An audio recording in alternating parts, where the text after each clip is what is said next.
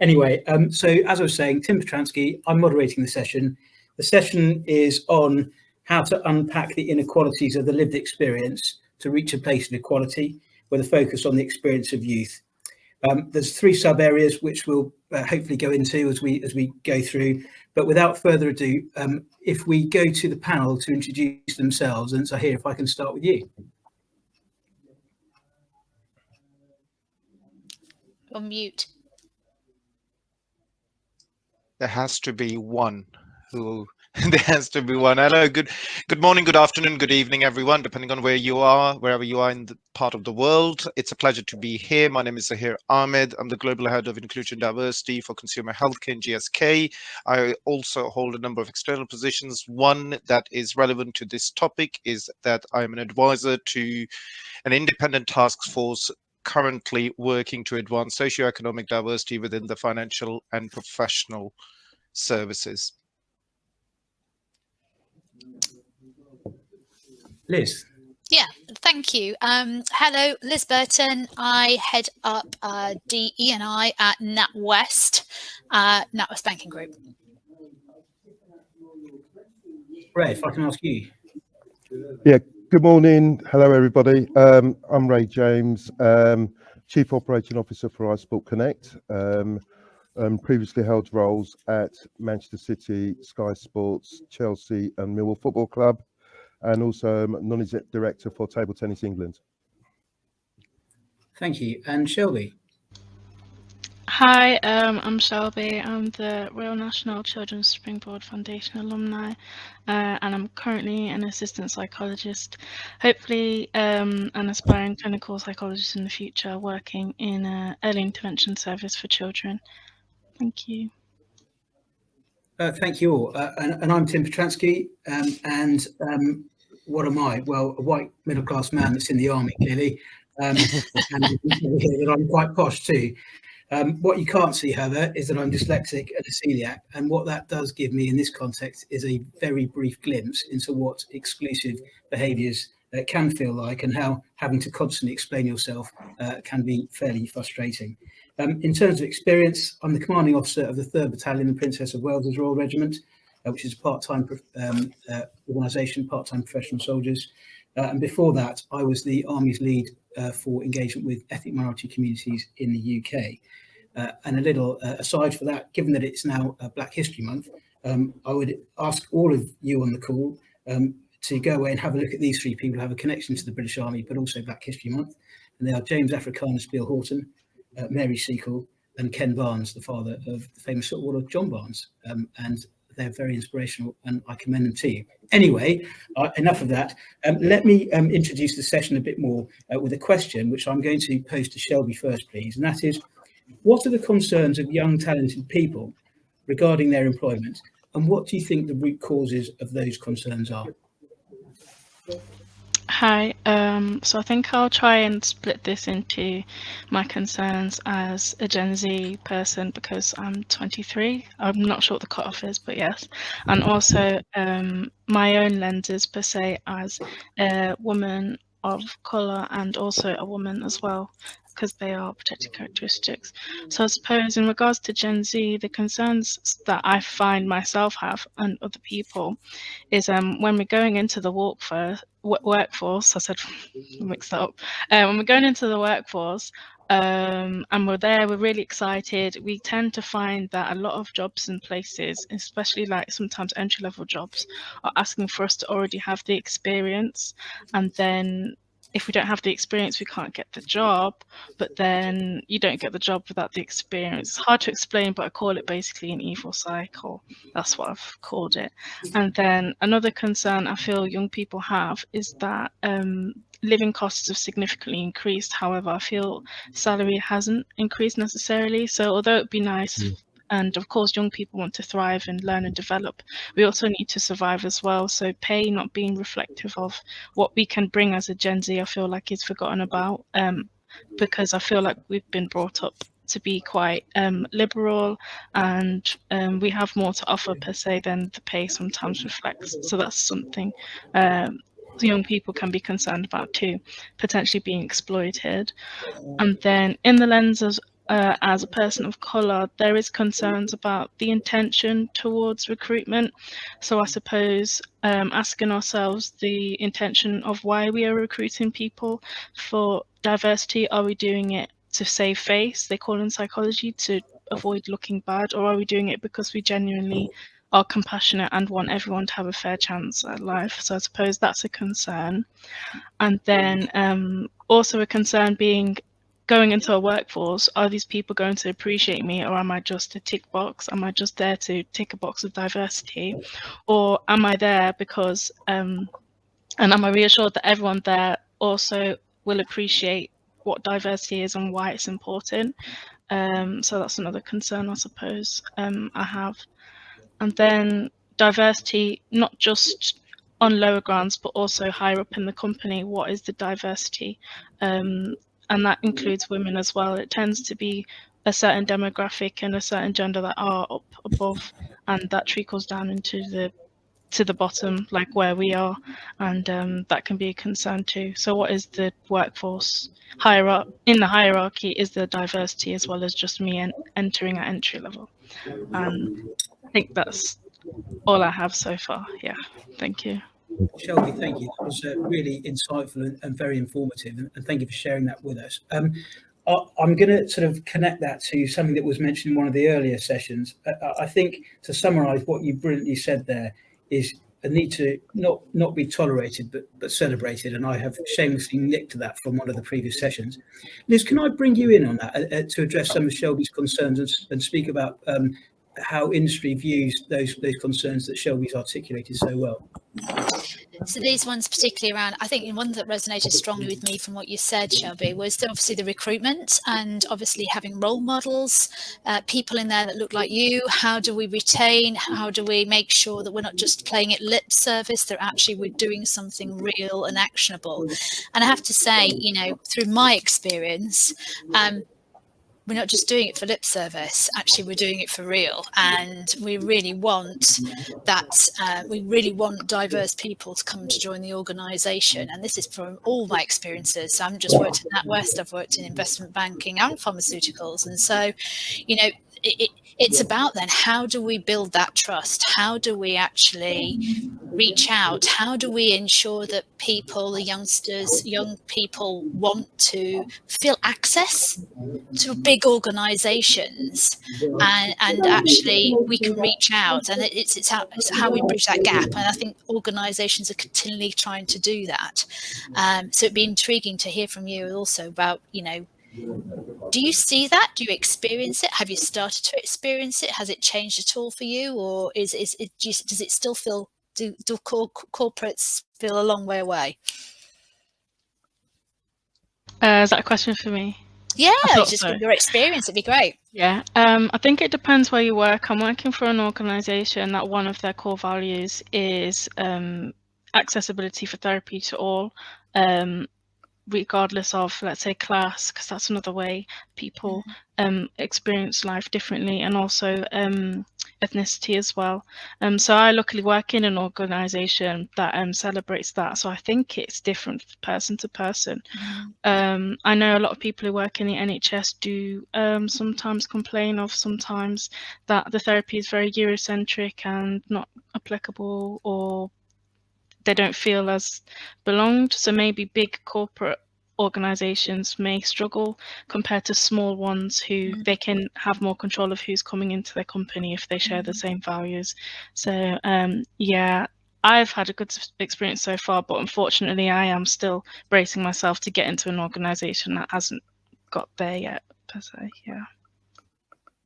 So here, what do you think? And then she came off mute. Thank you, Shelby, for sharing your thoughts, and thank you, Liz, for bringing me into this conversation. I agree with regards to your points, but I want to pick up on the role models. You know, people who look like us, speak like us, come from our background, and going back to your point, Liz. You know, having worked in the D&I field for some time, you know, we know from our perspective that organizations are genuinely committed to advancing diversity, inclusion, creating an inclusive culture, but we need to do more on progression, promotion, and getting more people through to senior positions, and and in a hope that those individuals can act as visible role models that can inspire the younger generation. So I think it's that gap that, because perception of young people is that, well, why would I join this organization? Because you don't have anybody at the top who looks like me, who's navigated your internal culture to get to that top position. So, that's the point I want to just, acknowledge that, there is still work to do. But I also want to highlight one other area which comes up in my conversation with young people. It's the pressure of the society to, it's the pressure of, not just the society, the families, the peer group to conform to status quo, that, education, employment, and we don't necessarily always talk about apprenticeships. We don't talk about paid work, internships. So there is that, the work we need to do more to raise awareness amongst young people. There are other routes, and one area that particularly very close to my heart, and we know that our world has been transformed by those who fail to conform to the status quo, and I'm talking about entrepreneurs, pursuing a path which is not which is not a traditional way forward. And I say traditional, school, college, university, and then you transition into a workplace. Finding your own path forward is also something that I am very passionate about discussing with young people to get your thoughts on it. But I absolutely agree with regards to the points you and Shelby have raised, and we need to do more to I don't think it's the understanding. I think, young people have spoken for, a long time, and, there is that up-to-date understanding. I think we need to do more with regards to actions to deliver tangible outcomes that paves the way for young people, regardless of their background, including socioeconomic backgrounds. So not only they have access to equal opportunities, but when they land in the organization, the culture is as inclusive as it possibly can be, to accommodate and create a sense of belonging, regardless of young people's background. So it's a very broad answer to a simple question. I know it feels simple, but there's many assets, aren't there? Yeah. Ray, I know when we were talking, there were lots of experiences that you could share with us and insights. Would it be good to share some of those insights that you've had from obviously lots of different varying generations through your work? You're on mute, Ray.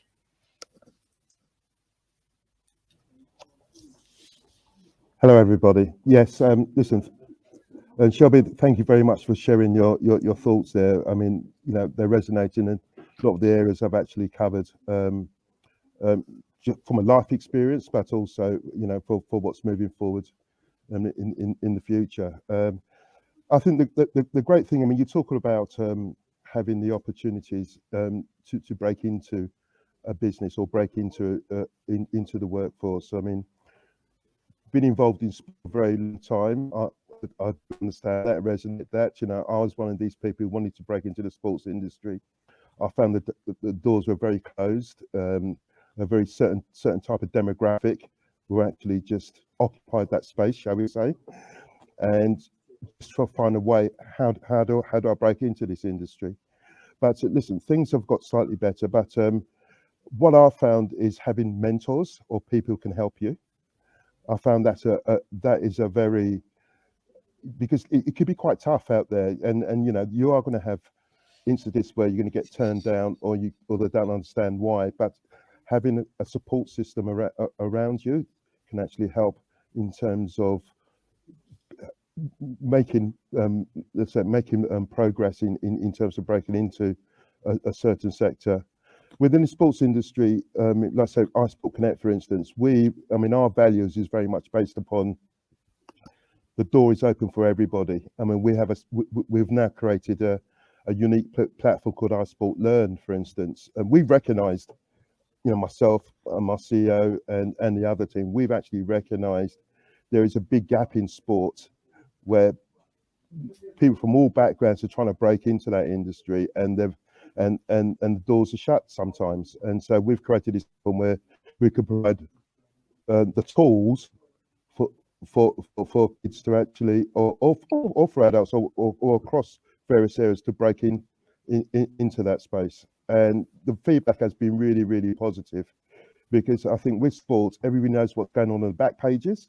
We know that Liverpool's won. We know Crystal Palace is the best team in the world, but it's what's underneath that bonnet. So it's actually building up that knowledge for you to actually build up the knowledge and having those tools to actually break into the industry. Ray, a shameless plug for Crystal Palace. Loving it. Can I ask? You raised some really interesting points around mentorship and sponsorship, and really, if I can address this to yourself first, and then to Zahir, in terms of mentorship and your experience of it, and whether or not you had to go out looking for it, or whether people offered themselves up to help you move through your journey. It's probably a bit of both. I set a plan of breaking into sports industry. Okay, how do I get there? Now, I knew people in media who had, some sort of touch point with the industry. Connected with those guys, but I went to recruiters, and again, they put me forward, let's say, for a couple of roles. But I didn't really have a mentorship at that time. It was just pure hard work and knocking on doors. That's how it was then. I didn't have social media, so it was actually sending out a CV and speaking to people. And I envy the social media generation, Gen Z, because you're talking global, not local. But having those experiences and then, let's say, connecting with people within the industry, and you shouldn't be scared. I do believe with youngsters, it's fear. There's a lot of fear there, which is, I'm noticing, I'm fear of the child, I'm fear they're going to know, I'm fear they're not actually going to talk to me. I can see probably, 80, 90% of the people, they're just human beings, and sometimes they like to, they will help if they've got the time, or using things like LinkedIn now. There are very, very good people out there, and also puts you out it gives you opportunity to put you in front of an audience, and people like that when people actually, have got the courage sometimes just to reach out to a person and say, hey, I'm trying to find I may need help on a bit of a project. Can I help you? Or can I have 10 minutes for a call? I could really do with your advice. And asking for advice, comes free, and there's lots of good people out there who will come back to you and help. I think that's really sound advice, Ray, because I often find that through my own experiences, lots of people just reach out on even LinkedIn and say, look, I'm looking for this opportunity. Can you give me any advice, any help? And I think that's really great, right? Because I don't know, to your point, Ray, I don't know if I'd have had the confidence at that age, and actually to have the confidence just to take that step, to take that leap and actually reach out. That's what we all should be encouraging and trying to mentor and do more about. Yeah. So here, if I can bring you in, and then Shelby, I'll come back to you, because I'd like to hear your perspectives on what's on the advice that's been given, and some of our perceptions of your generation, if I can say it like that. So Thank you, Tim. I think I'm going to start with where Ray started. So just recounting my sort of early career. Never had a mentor, never had a sponsor. I did have a mentor, but I didn't know about it. And it was in a corridor, passing by, a senior officer in the police service said, we had a conversation. Said, I have to do this because I'm your mentor. I'm like, well, thanks for letting me know. So it was a pretty, if I can say, a waste of my time, relationship, which didn't yield any positive outcomes for me. However, the positive things now is, and Ray talked about this, and maybe I'm sort of, showing how old I am, but, I grew up without social media, without internet. I started my career when, emails were, pretty new. But now the world has changed. And what I find now is consistent with Liz and what Ray said. Confidence is in abundance in young people. I currently have 3 mentees who all have reached out via LinkedIn, very professionally articulated the case as to why, because timing, of course, we're all busy people, but we need to make time.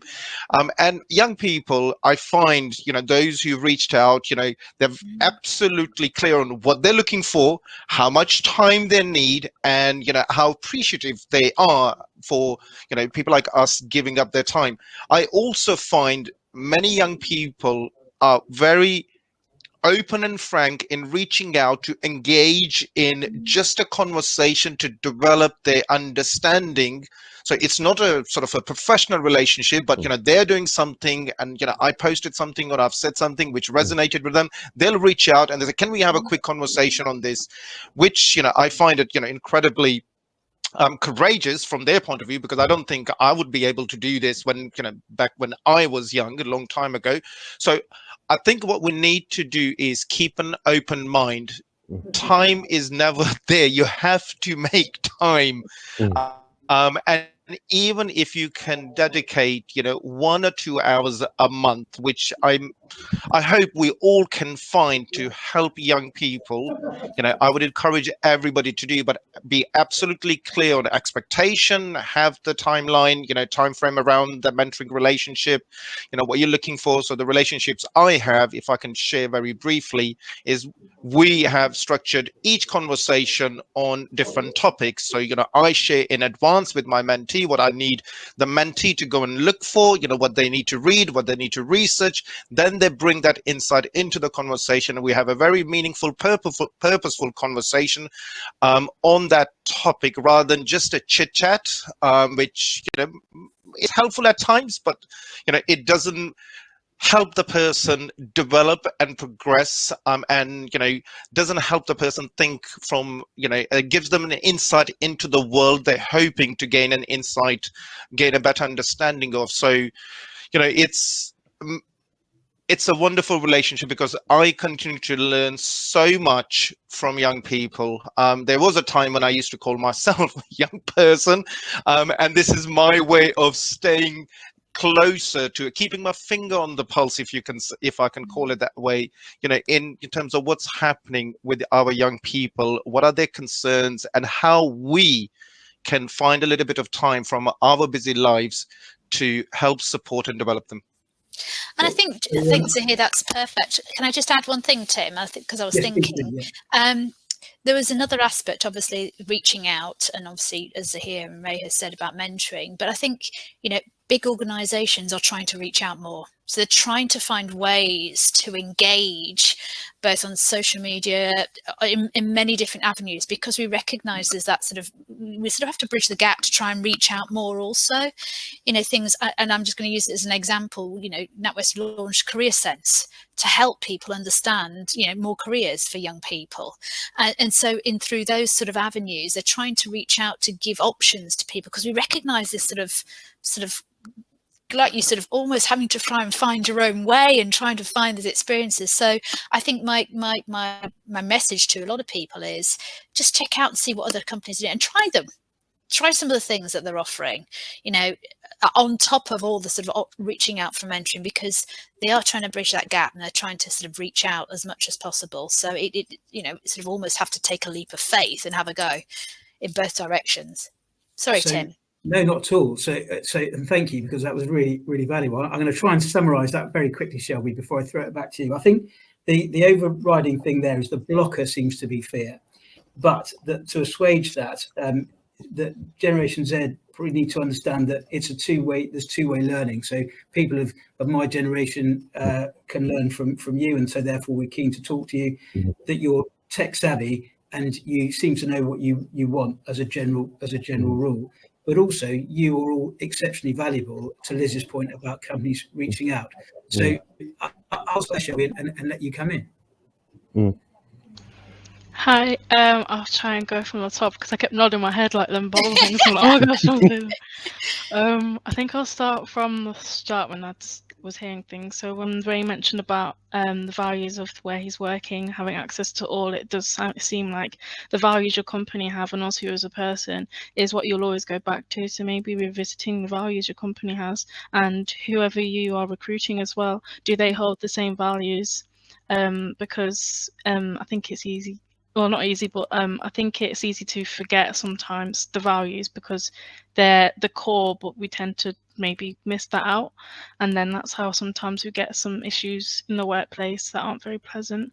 And then in regards to mentoring, I agree, particularly for industries that are really competitive, like, for example, sport or psychology is known, especially clinical, for being really horrible. It's horrible. Really horrible in terms of competitiveness, but having people to mentor or give advice, which I do agree is more available with social media, is really helpful. Even myself, I try to give advice to people who are trying to become assistant psychologists, because even just getting onto an entry-level job like that is really horrible. It's really competitive. And so when Ray mentioned about hard work, that really hit me, because that a lot of young people, that's what we do have to do, unfortunately.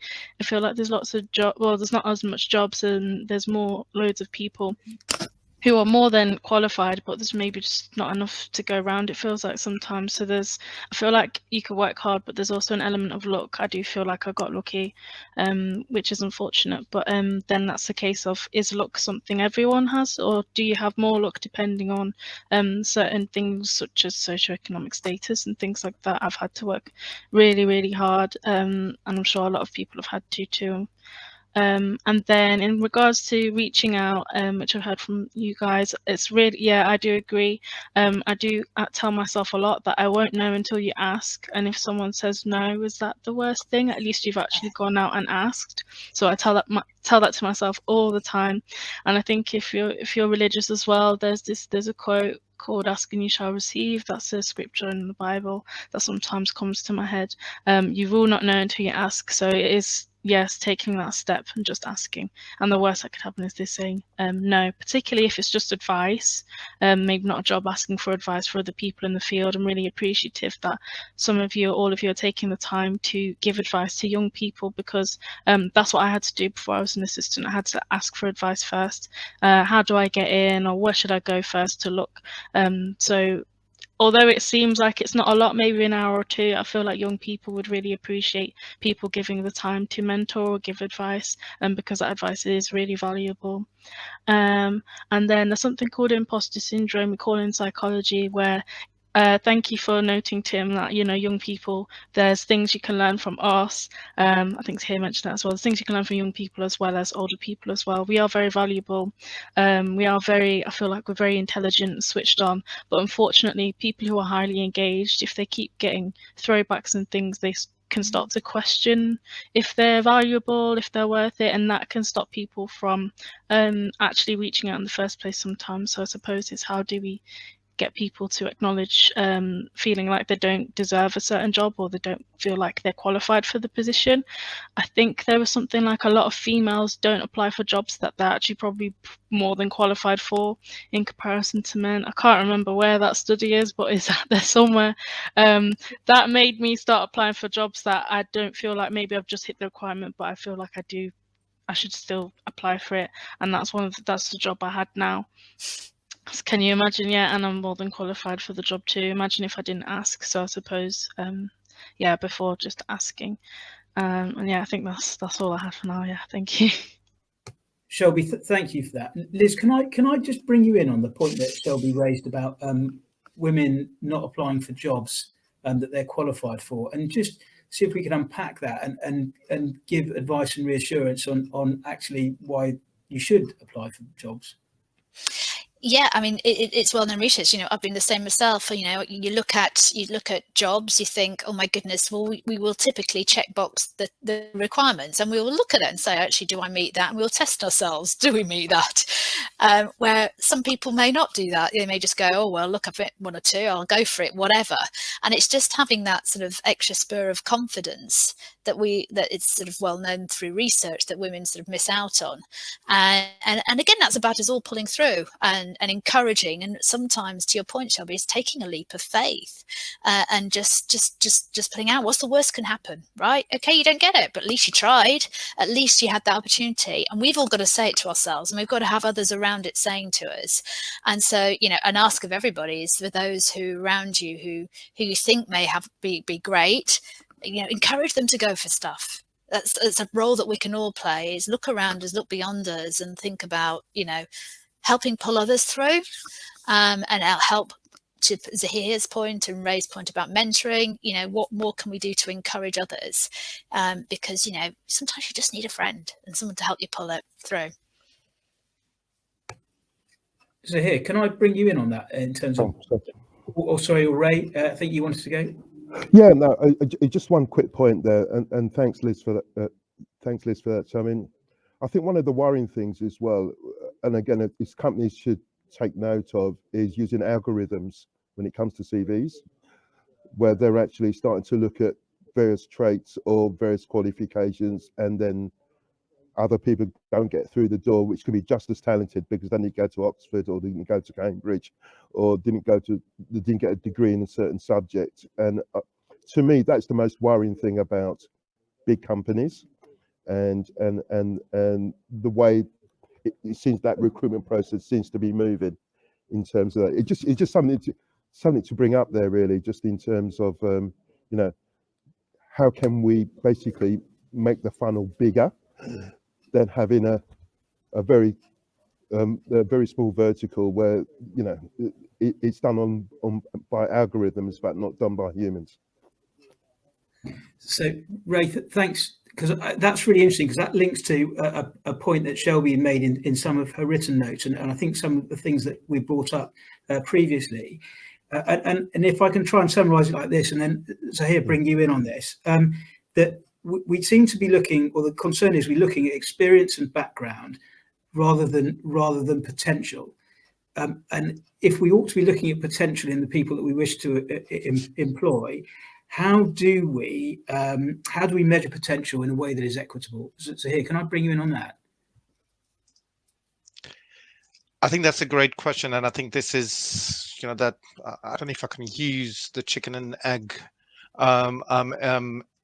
example that you and Shelby raised this earlier, that you can't get a job, you don't have an experience, because you can't get a job, and we hear this time and time again.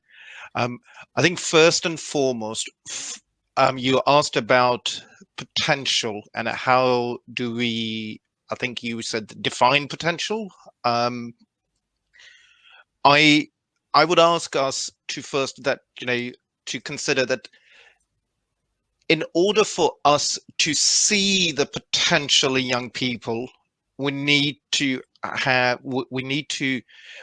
a diverse recruitment team, those who are in charge of making decision, because if you don't come from a diverse background, you're less likely to see the potential in an individual who doesn't look like you've not had an upbringing and background like you. So I think when I talk about potential, or when I think about potential, the first thing I say is, well, how can you put a value, if you like, on this person's potential, because you have nothing in common.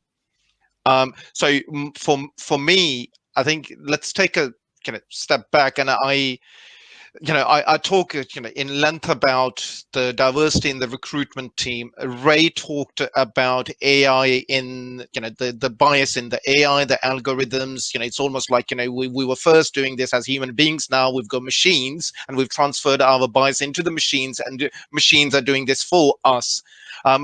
In terms of attraction, recruitment, the entire recruitment process, who is it designed by?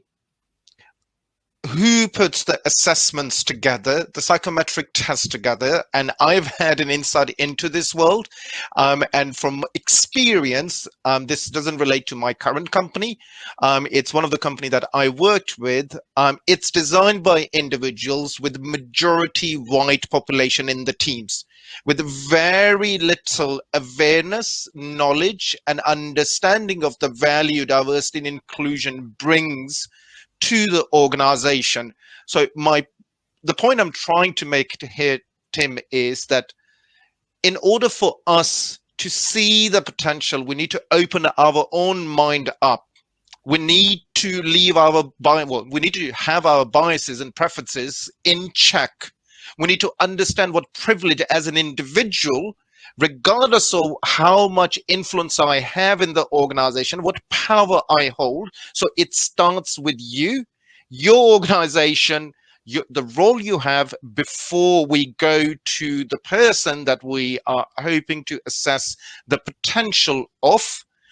Otherwise, in my opinion, you are more likely to make the same mistakes that we have been making in the past.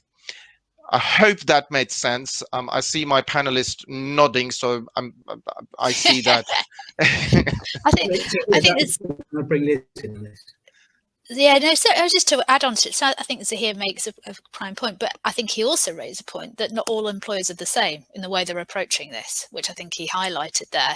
So I think it's back to your, do a bit of an investigation about what they are doing. They talk a lot about their recruitment processes. I know, companies are doing blind CVs now and all sorts of things to make sure, and they're aware of the algorithm issue and actually are starting to counterbalance some of that in their recruitment processes. So I think they're all trying to make progress. I think, like Zahir says, there are some that are doing some really great stuff and really pushing out there and trying to do different things to reach out to candidates. Others that are still work in progress, as Zahir has quite rightly pointed out.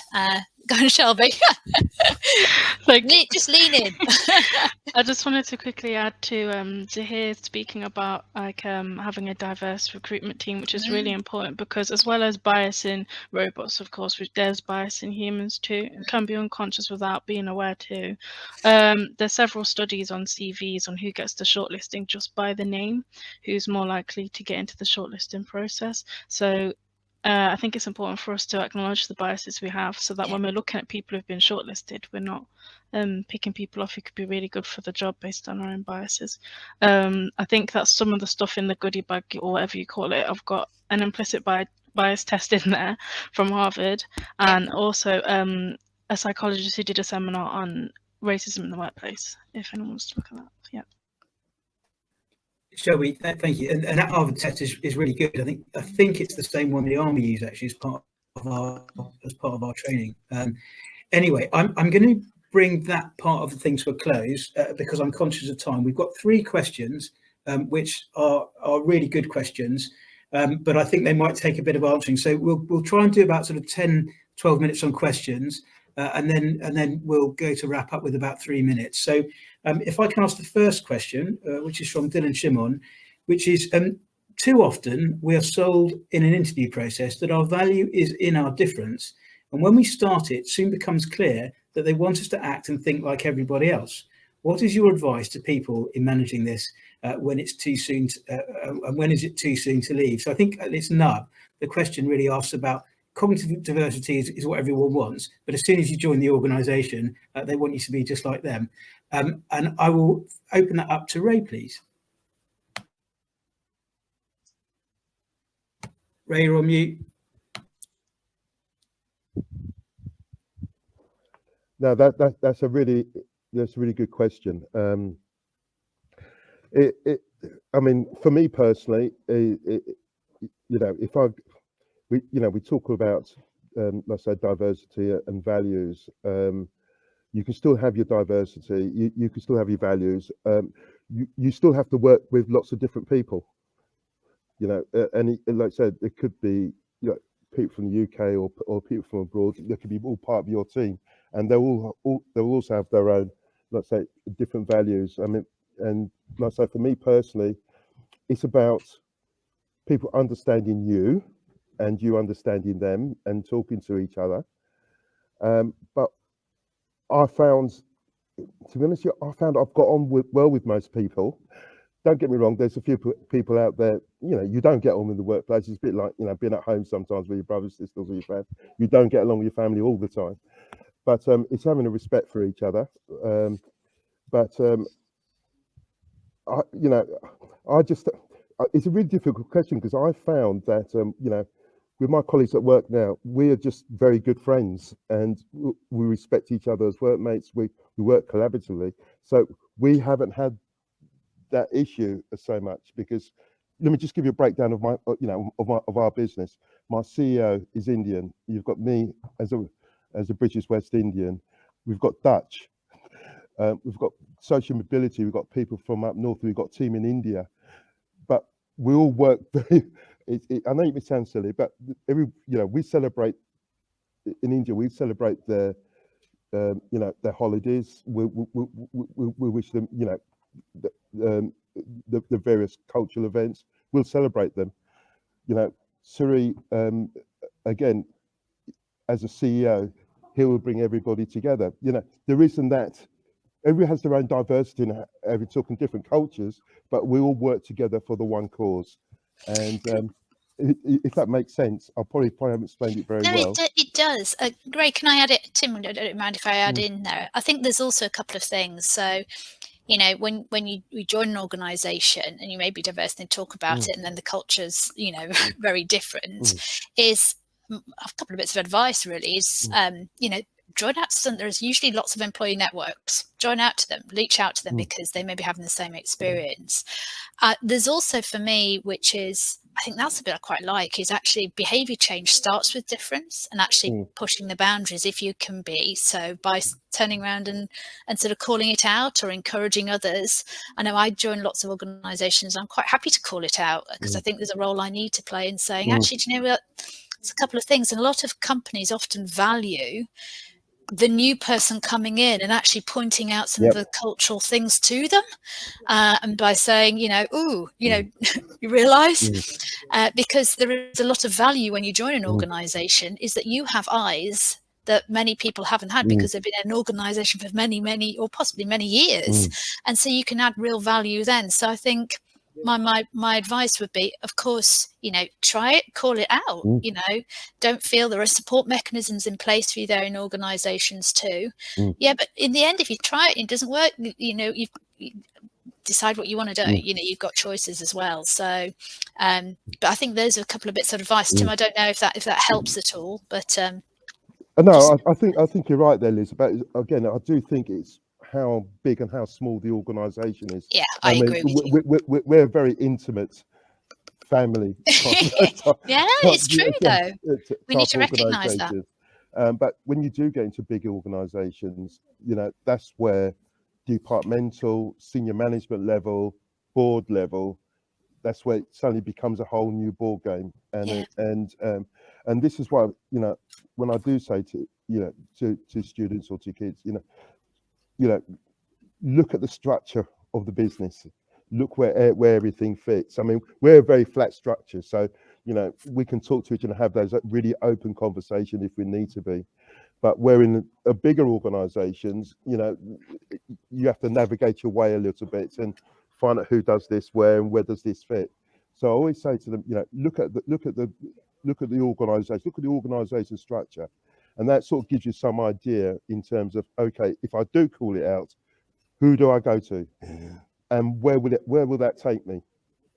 And again, I know I come back to my earlier point, and again, Shelby, speaking to your particular age group, that's where the fear element comes in, because when you do start a new job, right, you don't want to upset the apple cart, right? Because some organisations, Liz, that West has been brilliant, but some others might actually say that's a troublemaker, or if I do say it, what is the repercussions for me down the line?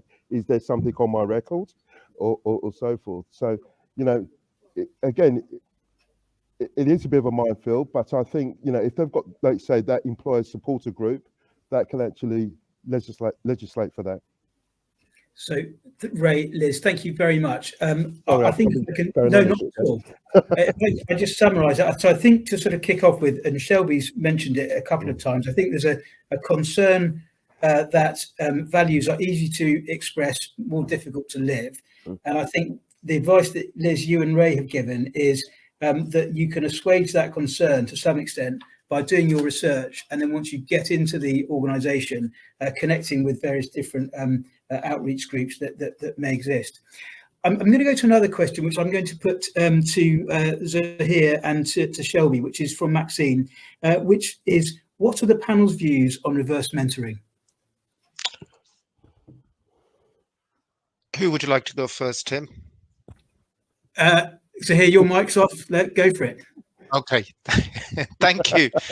I think there are different schools of thoughts on reverse mentoring. It's in some people's experience, it doesn't work. In some people's experience, it's incredibly powerful. I am in the camp of incredibly powerful, for not only creating and sustaining change, but I would say that it needs to be managed centrally, not sort of farmed out to an ERG, or employee resource group, I should say, with clear framework in place, clear roles, responsibility for both mentors and mentees as well, with the big emphasis on mentees to listen with the view of understanding, rather than, because in my experience, sometimes because the mentees are senior leaders, that's how I've often seen the reverse mentoring schemes or programs deployed, that it's a junior colleague who mentors a senior colleagues, and the because of the dynamics of the seniority or the hierarchy in that relationship, the senior colleagues overpowers the conversation most of the times. So it needs to be managed centrally, with clear boundaries, roles, responsibilities laid out, time frame in place, and key objectives set out from the very outset on what it is intending to do. If you're not going to do this, if the reverse mentoring scheme is not going to have all these, and there are probably a few more elements which I'm forgetting, I would say it's not worth even trying. So for me, it's incredibly powerful, and the feedback from the mentees have been very positive in the past, when in my organization, when we've deployed this, and also there are benefits for the mentor as well, so which we don't often highlight very clearly. So both people benefit from this relationship, but mainly my focus always has been that what is the senior leader learning about this individual, about their background, about the challenges they've faced, and how this is expanding the thoughts, the views, of the senior leader, and finally, I would say is that there needs to be a some sort of a feedback survey, whatever you want to call it, whatever works for your organization, to connect with each individual who've been part of the reverse mentoring program, to understand what worked and what hasn't worked. There are various different examples of very powerful, successful schemes, from public, private sectors online.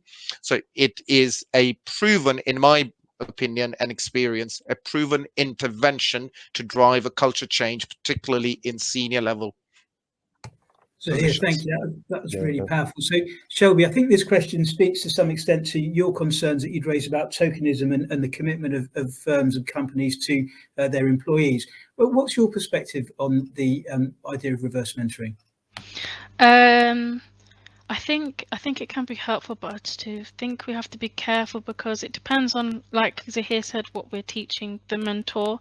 If it's in a case of raising awareness, their awareness or education of living experiences of other people, we have to be careful how much responsibility you're giving on the mentee to provide that. For example, if they're Black, Asian or ethnic minority, is it the responsibility of a mentee to be educating, or is it the responsibility of the mentor to take the time and educate themselves too? Of course, it can be helpful to, of course, speak and actually, like I think you guys have done, asking for my experiences and my opinions. That can be very empowering and valuable. But like Zahir said, of course, making expectations really, really clear of what you're expecting from that young person, because everyone should still hold the responsibility of what they're mentoring, if that makes sense. But I do think it is important, because I felt really appreciated by you guys asking me for my opinions and my experiences, and and I feel like that would help. Asking the person themselves, what's your experience of this or that, but trying not to cross the line of well, where is the line as well, and try not to cross that line of what is their responsibility to learn. And that goes for like age as well, and also sexuality, gender, and things like that. Yeah, that's what I'd say. So if I can try and summarize that really, really good answer, I think what you've said to us there is, if for the person that is being mentored, they need to be kind, they need to be authentic, and they need to be respectful.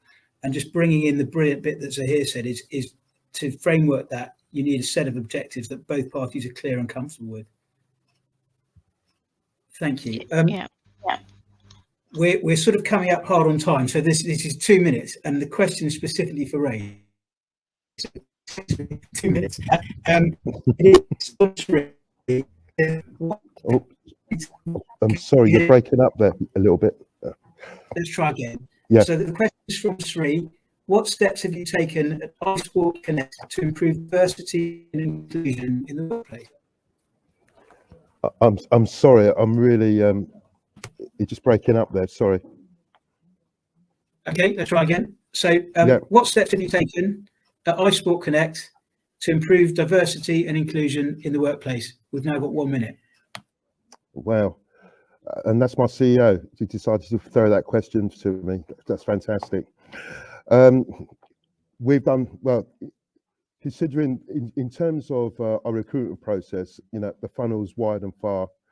We will interview people from different backgrounds, sexuality, people with disability. We will interview everybody.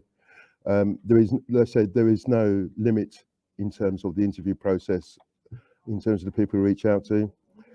We've also, like I said before, we launched this iSport Learn, which is, to me, it's been very valuable to me because it just gives the opportunity for disadvantaged youngsters or people who want to break into the sport industry, an opportunity to learn about the industry, no matter what exams you've got or your education, where you're from, and so forth.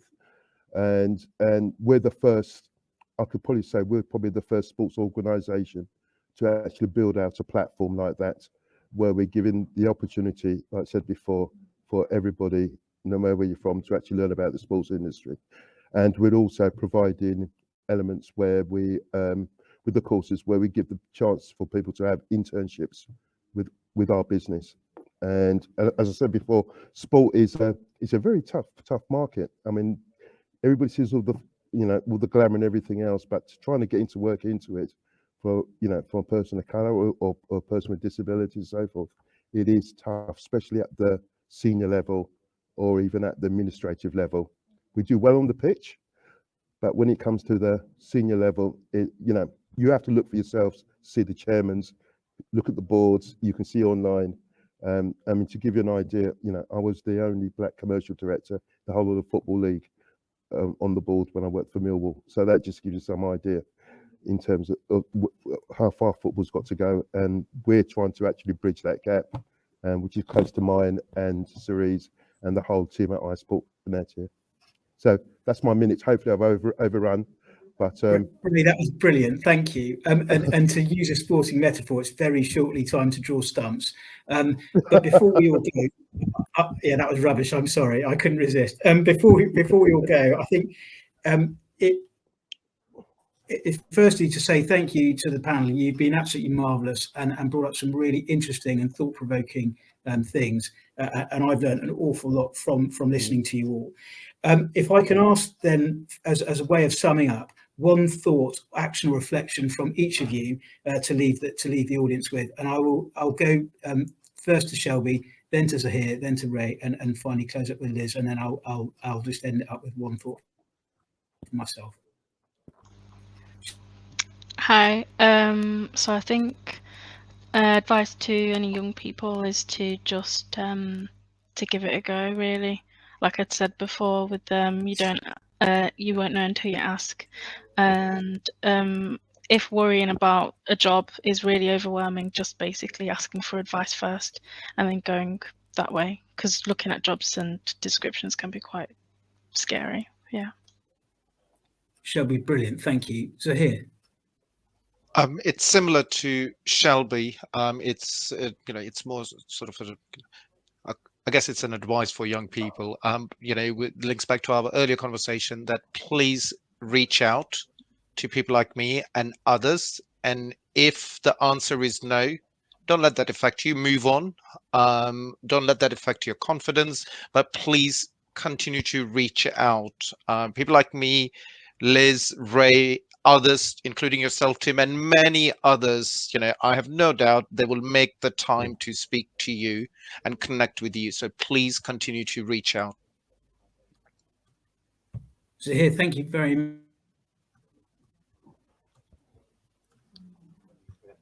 Is that Ray? I can hear you now. Sorry, just everything keeps breaking up. Yeah, Shelby, listen, thanks very much for everything today. But my takeaway is, let's say, yeah, be brave, be courageous, connect with people, and also, like say, as Zahir said, we're all here. And if I don't know that person, I may know somebody who does. So we're probably well connected. So use our network. Use us. Right, and I found that work. When I'm mentoring kids and everything else, I said, use me. If you want to reach somebody, we'll try and help. I might not know them, but somebody else might know them. But also as well, I'd just like to say, about the reverse mentorship. I've got my daughter who's brilliant at Robux. She is now at the moment teaching me what I need to do for my avatar. So I'm a great believer in it. And I think just to close out for you, Tim, because I know time is tight, but I would do everything of what everybody else has said. And I think the only final thing I would add is if companies are offering things to help reach out, grab hold of them. There's loads of stuff that companies are starting to do. So try and grab hold of them and take those opportunities, because they're trying to do the other thing as well, which is reach out. So that's just another build on it. Tim? Thank you all very much. And I think my thoughts are, don't believe your own hype, and ask what we're going to do to sort of get around that as organisations and as an individual. And then I suppose linked to that is, how are we all going to help tomorrow's leaders shape today? Thank you.